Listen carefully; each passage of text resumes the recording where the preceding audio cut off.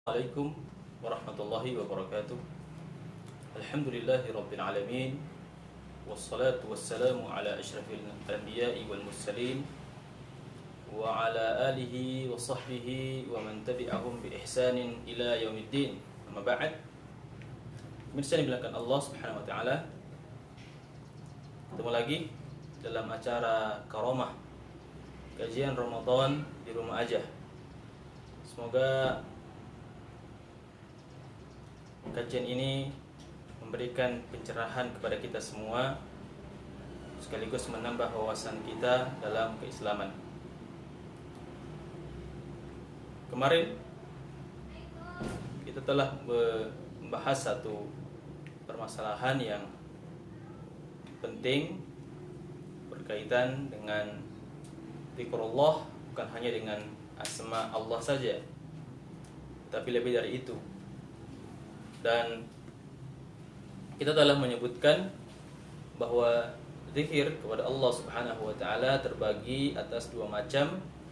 Yang pertama, zikir kepada Allah Subhanahu wa taala dengan menyebut nama dan sifat Allah Subhanahu wa taala, yang kita bagi menjadi dua, yaitu zikir yang menyebutkan di dalamnya pujian-pujian kepada Allah Subhanahu wa taala, dari tasbih, takbir, tahmid. Kemudian yang kedua, zikir yang tadi kita lihat Ustaz tadi. Iya. Tadi kan.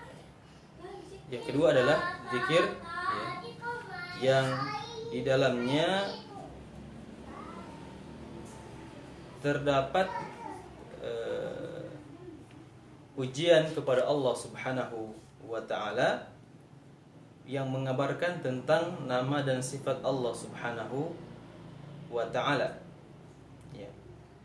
Sebagaimana yang kita sebutkan, yang tersebut contohnya seperti alhamdu, ats-tsana'u dengan at-tamjid atau al-majdu,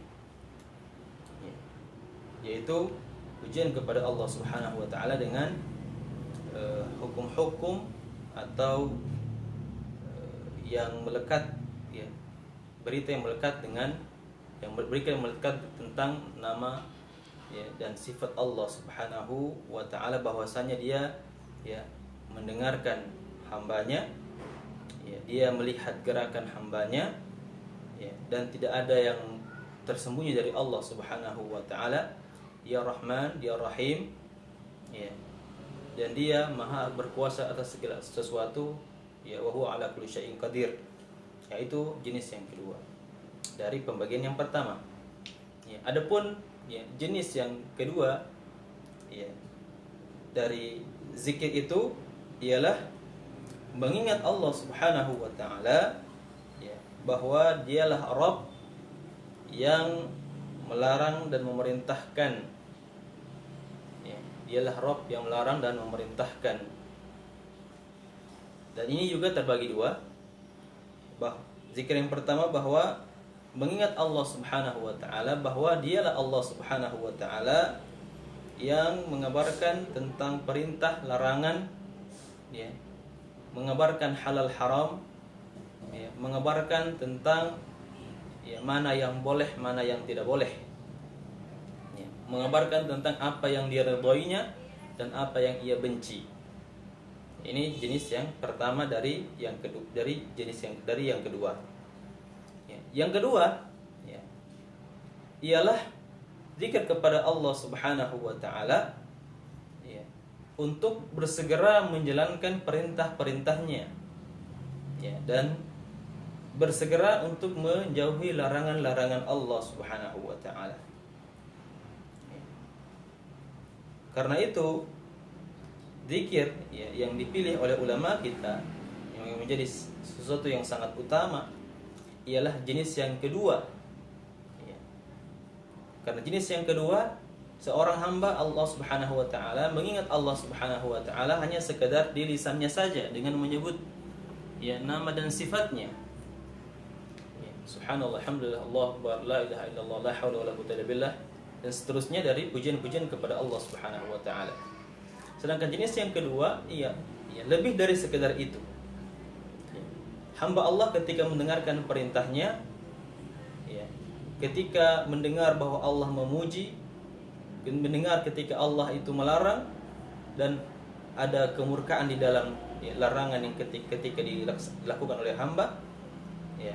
Kandalnya itu Ibnu Qayyim rahimahullah mengatakan bahwa zikir yang ketika terkumpul semua jenis-jenis pujian kepada Allah, sekaligus hamba berusaha untuk mengamalkan pujian-pujian kepada Allah itu, tidak hanya sekedar di bibir saja, maka ia menjadi sesuatu yang sangat lebih utama. Walaupun kita dituntut tetap untuk mengingat Allah Subhanahu wa taala dalam lisan-lisan kita. Tapi lebih baik lagi kita menerjemahkan pujian kita kepada Allah itu dalam bentuk amalan, baik itu perintah Allah kita laksanakan ataupun larangan Allah kita berusaha untuk tinggalkan.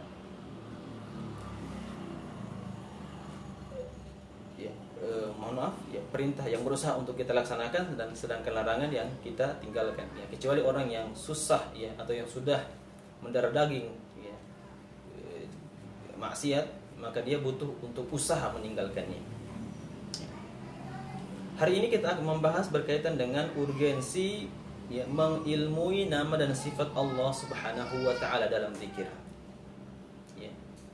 Mengilmui nama dan sifat Allah dalam zikir.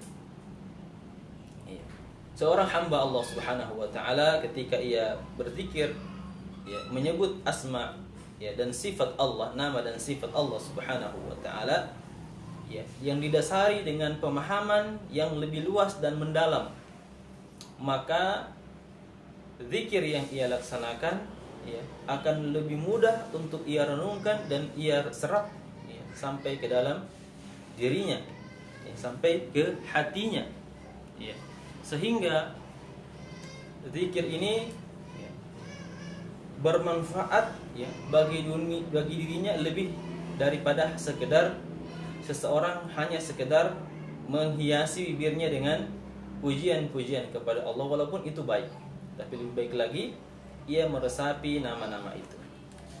Mengapa mengenal dan mengetahui nama dan sifat Allah dalam berzikir itu menjadi sesuatu yang sangat penting, yang sangat urgent?